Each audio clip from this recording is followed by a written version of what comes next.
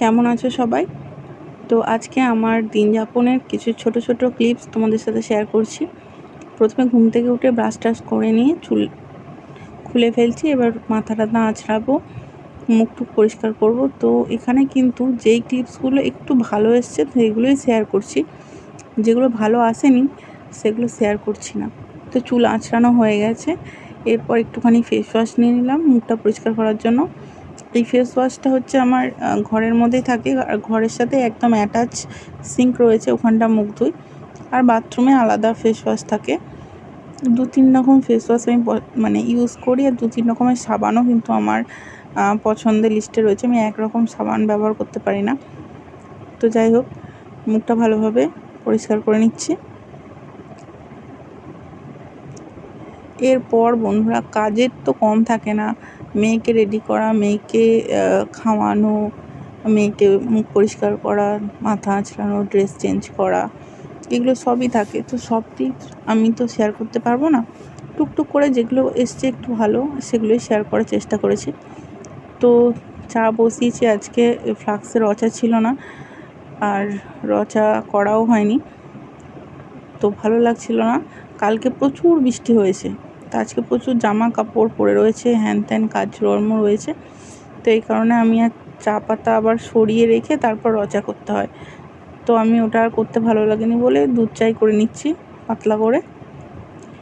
দুধ চাটা আমি ইদানিং একটু অ্যাভয়েড করার চেষ্টা করছি। আগে খেতাম, বাট যবে থেকে আমার মানে প্রেগনেন্সি চলছিল তখন আমার হাই প্রেশারের কারণে তো মানে চাই খাওয়া বন্ধ ছিল। তারপর এখন আমি র চাটা টুকটাক খাই, বাট দুধ চাটা চেষ্টা করি অ্যাভয়েড করার, কিন্তু আজকে আর সেটা করা গেল না। নিজের মাঝে মাঝে মনে হয় আমি সারাদিন এখন কি করছি। আগে যাই হোক বিজনেস ছিল আমার, শাড়ি নাইটি এইসবের। তো এখন মনে হয় আমি সারাদিন কি করছি। তো আজকে যখন রেকর্ড করলাম তখন দেখছি কি কতটা লং হয়ে গেছে, যেখানে আমার মানে প্রচুর কাজ করেছি, যেগুলো হচ্ছে আমি রেকর্ড করিনি, কারণ ওগুলো ক্যামেরায় দেখতে ভালো লাগবে না, তোমাদের নোংরা জিনিসপত্র তো একদমই ভালো লাগবে না। যাই হোক, তো ব্রেকফাস্ট আমার শাশুড়ি মা রান্না করেছিল, রান্নাবান্না উনিই করে। তো আমি নিয়ে নিয়েছি এখানে একটুখানি আলুর তরকারি। আজকে আলুর তরকারিটা কিন্তু অন্যরকম বানিয়েছিল দেখলাম, ওই একটু হিং, ভাজা মশলা এরকম দিয়ে, তো ওইগুলোর ফ্লেভার ছিল। আর রুটি, তো দুটো রুটি নিয়ে নিচ্ছি, দুটোই খাই রুটি। আর যে দুটো রুটি রয়েছে ওটা আমার শ্বশুরমশাই। তো অলরেডি আমার মেয়েকে কিন্তু দুধ গুলে দেওয়া হয়ে গেছে, অলরেডি ও দুধ নিয়ে ছোটাছুটি দৌড়াদৌড়ি শুরু করেছে, ঠিক আছে। তো সেইগুলো তো আমি রেকর্ডে করিনি। তো আমি এখন বুঝতে পারছি যে মানে কতটা কাজ করি, বা মানে যে কোনো মহিলাই করে, যে কারণে আমি দুপুরবেলা একটু ক্লান্ত হয়ে যাই। তো নিয়ে নিলাম একটুখানি সীতাভোগ। মিষ্টি না খাওয়ার চেষ্টা করছি, অ্যাভয়েড করার চেষ্টা করছি, কিন্তু এক একদিন খেয়ে ফেলি, কিছু করার থাকে না। খুব ইচ্ছা হয়, এক একদিন খেয়ে ফেলি। এই যে আমার মেয়ে পাশেই রয়েছে, তো ওকে একটুখানি খাওয়াবার চেষ্টা করলাম সীতাভোগ, ওর ভাল লাগলো না, ফেলে দিল। এইটা ওর একটা নতুন মানে কি বলবো ডিজাইন শুরু হয়েছে, টুক করে খাবারটা ফেলে দেওয়া। ওর মুখে একটু ডিম ভাজা দিয়েছি, সেটাও টুক করে ফেলে দিয়েছে পুরোটাই। তো ও শুকনো রুটি খেতে পছন্দ করে, শুকনো রুটি, পাউরুটি, ওইটা একটু দিলাম যদি খায়। তো ওই সব চেষ্টা চলছে। তো আমি চায়ের সাথে বিস্কুট নিয়ে একবারে ব্রেকফাস্টটা করে নিয়েছি। এরপর গরম জল করছি ফ্লাক্সে, আর হচ্ছে জলটা ঠান্ডা করে আমরা হচ্ছে বোতলে ভরে রাখবো। এই যে ও রাত্রিরে দুধ খায়, তো তার জন্য জল করে রাখলাম। এরপর আবার যথারীতি দৌড়াদৌড়ি করছে, তো ফ্লাক্স নিয়ে ওর পিছনে ছুটছি। এগুলো ঘরেও রাখবো, ওকেও দেবো। এই যে দুধের বোতল নিয়ে ছোটাছুটি করছে। তো আমি ঘরে যাচ্ছি। এইবার একটু খাবার খেয়ে নিয়েছি, তো এইবার হচ্ছে পরিষ্কার করার কাজ শুরু করব, কারণ আমি না খেয়ে কাজ করতে পারি না। আর আমার একটু ঘুম থেকে উঠতে বেলাই হয়ে যায়, রাত্রিরে অনেকক্ষণ মানে সময় লাগে ঘুমোতে। যাই হোক, আমাদের অনেক দেরিতে খাওয়ার সময়। তো এই যে আমার শিব ঠাকুরকে আমি জায়গাটা পরিবর্তন করে একদম উপরের তাকে তুলে দিয়েছি। তো তো জিনিসপত্র সব গুছিয়ে রেখে দিলাম। কালকে সারা দিন বৃষ্টি হয়েছে রাত পর্যন্ত, তো প্রচুর জামা কাপড় জমে রয়েছে ছাদে। চারিদিকে যত তার দড়ি যা কিছু ছিল সবের মধ্যে জামা কাপড় জড়ো হয়ে রয়েছে। তো জানলাটা ভালো করে খুলে একটু আকাশটা দেখিয়ে দিই। আজকে জাস্ট রোদটা উঠেছে, মনে হয় অর্ধেক লোক হাঁপ ছেড়ে বেঁচেছে যে রোদ উঠেছে। সকাল থেকে প্রচণ্ড দৌড়াদৌড়ি করছি, যে কারণে একদম টায়ার্ড লাগছে।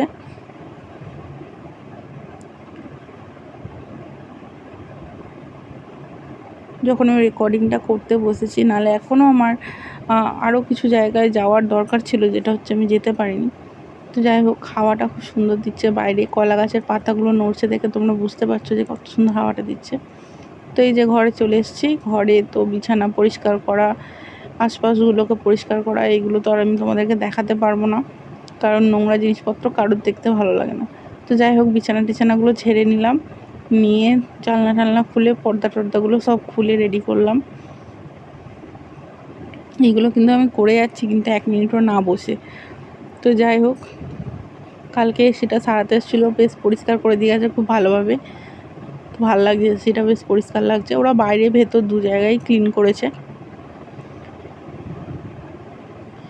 কত বৃষ্টির মধ্যেও কালকে এইসব প্রচুর পরিষ্কার করতে হয়েছে, প্রচুর জল ঘাটতে হয়েছে। তো আমার প্রচুর ঠান্ডা লেগে যাচ্ছে। সেই জিভের মধ্যে যে একটা মানে শ্লেষা টাইপের হয়, ওই টাইপের হয়ে রয়েছে। তো ওষুধও এনে দিয়েছে মেয়ের বাবা। তো এই যে আবার ছাদে যাচ্ছি যথারীতি এই জামা কাপড়গুলোকে মেলতে, যেগুলো ঘরে ছিল।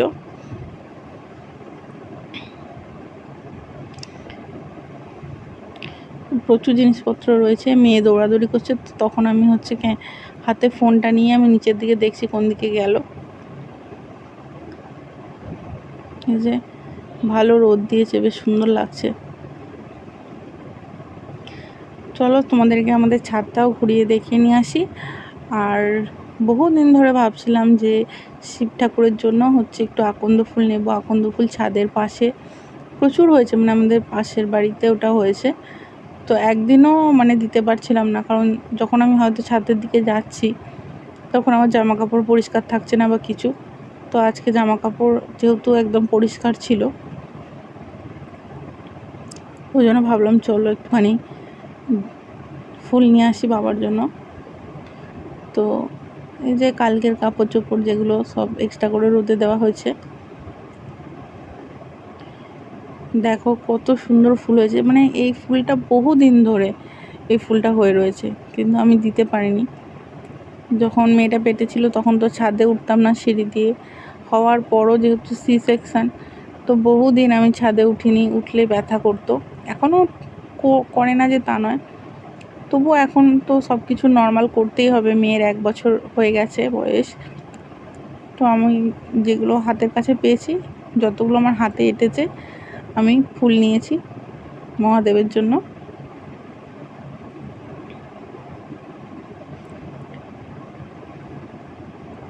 এই ফুল গাছটায় আবার মৌমাছিও আসে, মৌমাছিও ঘুরে বেড়ায়, ভালো লাগে দেখতে। প্রচুর ফুল হয়, প্রচুর ফুল হয়। আর আমাদের বাড়ি থেকে বেরোলে যে সামনে যে পিচ রাস্তা রয়েছে, তার পাশেও মানে পুকুর ধারগুলোতেও কিন্তু এই আকন্দ গাছ দেখলাম অনেক আছে। মানে আকন্দ ফুলের অভাব নেই, কিন্তু আমি দিতেই পারছিলাম না। তো আজকে ঠাকুরকে দিলাম, মনটাও ভালো লাগছে।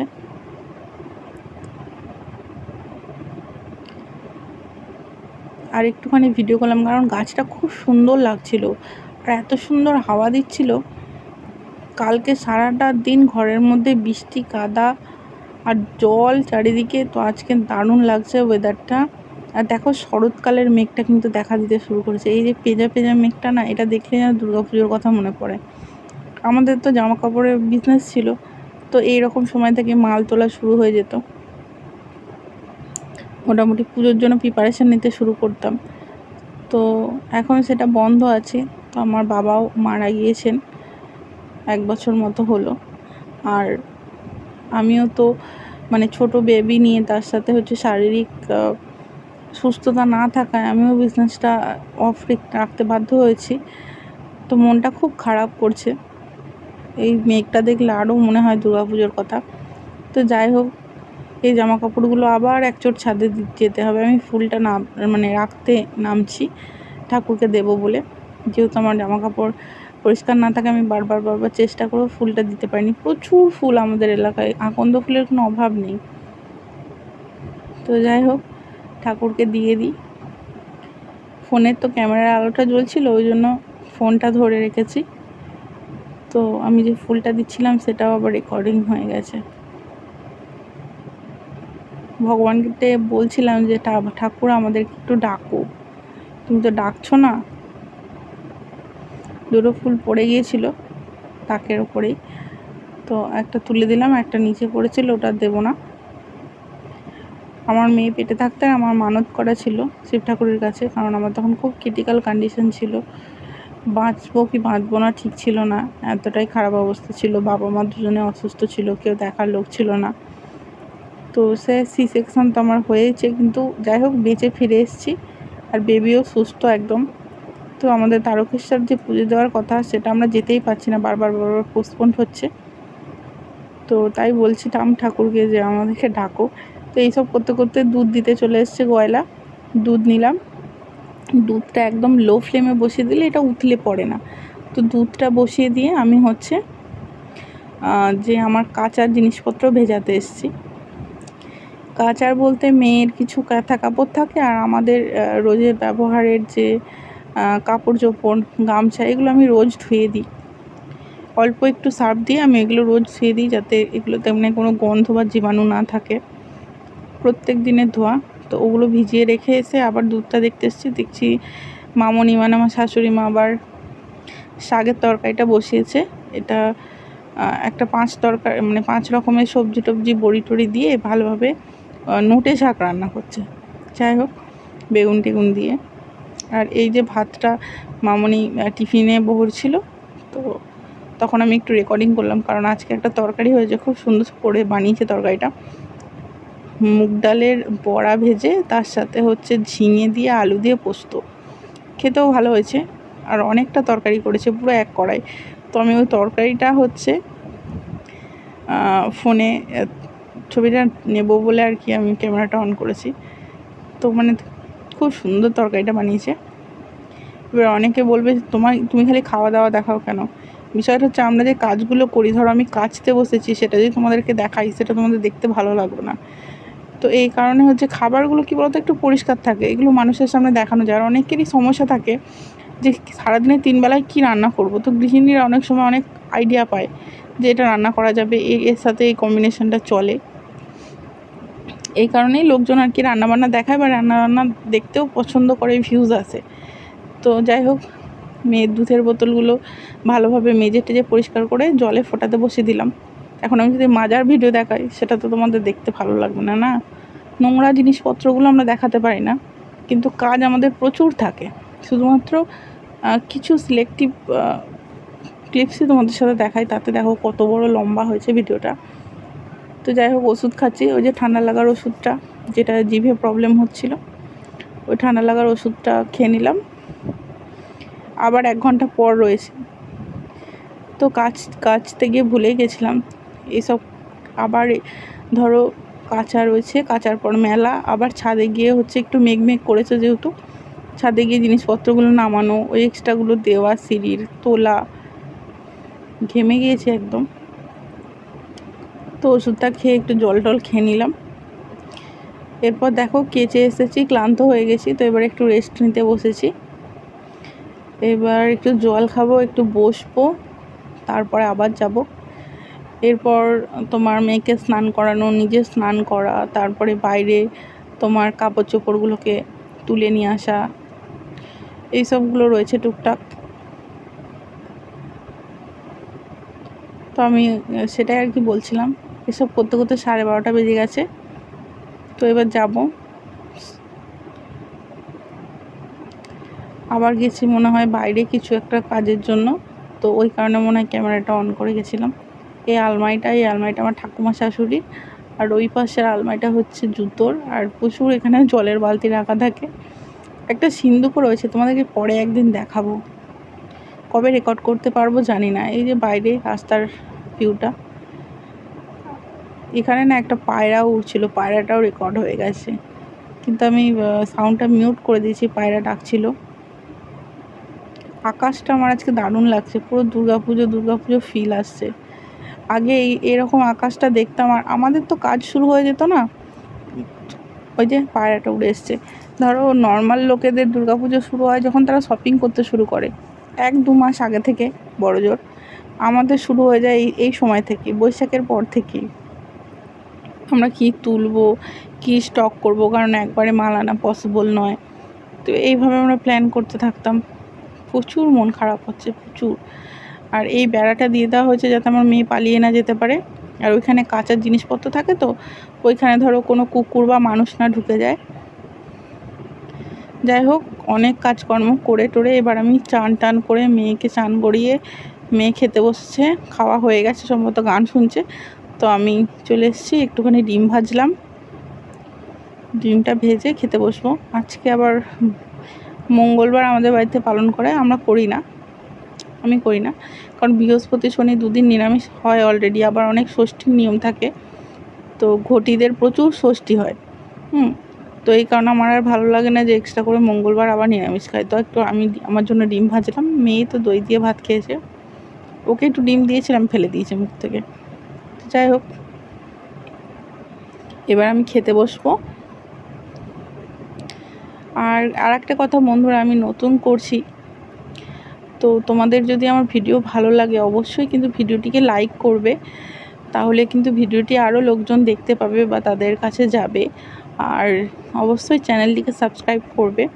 তোমরা জানো যে ভিডিওগুলো কত কষ্ট করে করি, কত কাজের ফাঁকে করি, তোমাদেরকে তো কাজগুলো দেখাতেই পারি না, কারণ দেখো স্নান করার ভিডিও তো করতে পারবো না, কাচতে বসলে তার ভিডিও তো করতে পারবো না, তাই না? বেড়াতে গেলে হয়তো একটু ভালো ছবি আসে, আর যারা ডেলি ব্লগ করে তাদের কিন্তু এই খাবার দাবার আর খুব সিলেক্টিভ ক্লিপস ছাড়া তারা দেখাতে পারে না। তো এইগুলো দেখো ব্যস্ততার মাঝখানেও করছি, এবং চেষ্টা করবো আরও ভালো কোয়ালিটির করার। আমি একদম নতুন, তো হয়তো অতটা ভালো করে করতে পারছি না, তোমরা কিন্তু অবশ্যই সাবস্ক্রাইব করো, তাহলে আমি আরও ভালো করে করার চেষ্টা করব। যাই হোক, আমার খাবার রেডি। তো ওই যে শাকের তরকারিটা আর ঝিঙে আলু মুগ ডালের বড়ার যে পোস্তটা, ওইটা নিয়ে নিয়েছি। খেতে কিন্তু খুব ভালো হয়েছে, আর আমার তরকারিটা দেখতেও খুব সুন্দর লাগছে। আর ডিম ভাজাটা একটু ভেঙে গেছে ভাতের সাথে। যাই হোক, আমি এটা একবারে তরকারির সাথে মাখিয়ে একটু করে মুখে দিয়ে খাবো, তো ভেঙে গেলে আমার কোনো অসুবিধে নেই। খেয়ে নিই ভাতটা চটপট। তো ভাত খাওয়া হয়ে গেছে, মেয়েকে নিয়ে ঘরে চলে এসেছি, ভাত খাওয়ার পর একটু আম খাবো।